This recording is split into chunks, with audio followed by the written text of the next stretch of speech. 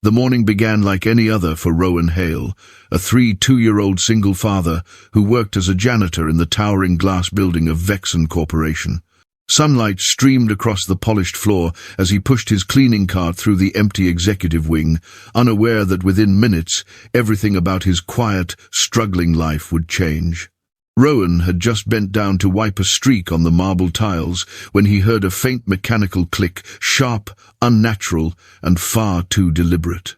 And then he saw her, Alara Vexen, the icy, untouchable CEO whose glare could silence board members twice her age, walking directly toward a pressure-triggered device hidden beneath the sleek hallway rug.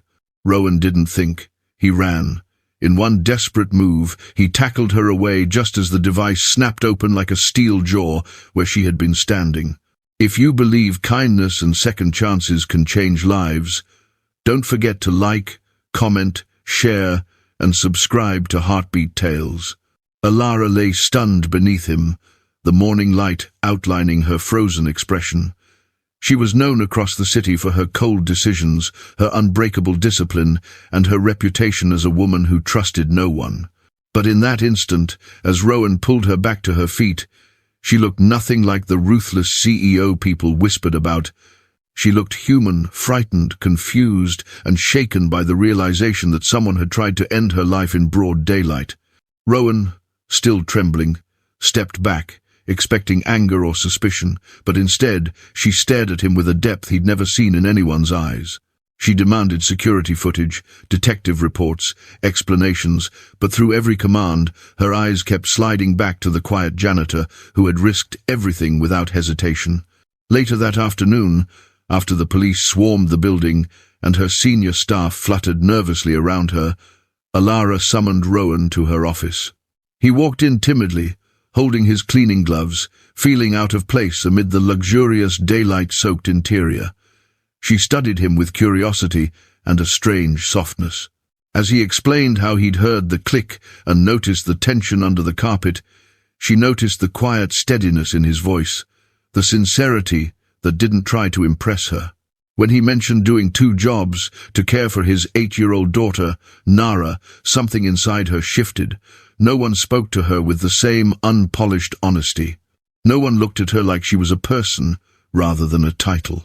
Over the next days, as investigations continued, Alara insisted that Rowan remain in the executive area for safety coordination, though her real reason was that she felt safer with him nearby. She found herself speaking to him unexpectedly about work pressure, her lonely rise to power, her fear that someone inside the company wanted her gone. Rowan listened, never judging, never overstepping. And the more he listened, the more she realized she had built her world on walls so high that no one had truly known her in years. One bright afternoon, Rowan brought Nara with him because her school had closed early. The little girl, wide-eyed, warm, and endlessly curious, ran through the executive hallway, fascinated by the sunlight reflecting off the glass walls. When Alara stepped out of her office, Nara approached her with the bold sincerity only children have, handing her a small flower she had kept tucked in her pocket. Alara froze. No employee had ever offered her anything so simple, so innocent. When the little girl hugged her without hesitation, something inside Alara cracked open. For the first time in a decade, she felt warmth that couldn't be bought, negotiated, or commanded. Days turned into weeks, as the investigation uncovered betrayal in her own boardroom. Through every threatening message, every warning, every confrontation with people she once trusted, Rowan became her quiet shield. He walked her to her car every morning, stood watch when she reviewed documents, and made her laugh with his soft humor when tension tightened her shoulders. Alara, who once prided herself on emotional distance, found herself looking for him in every room, feeling her heartbeat steady when he was near.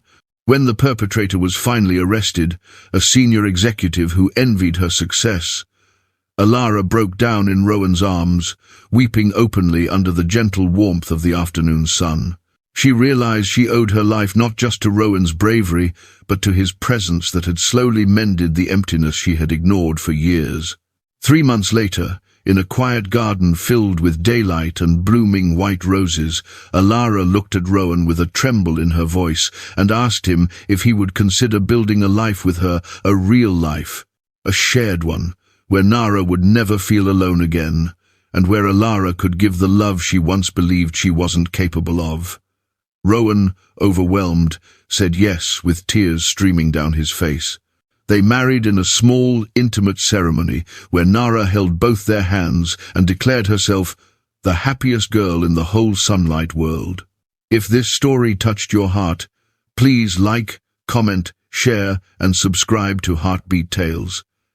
Your support keeps these emotional stories alive. Special request, comment, humanity wins if you believe kindness can change destinies.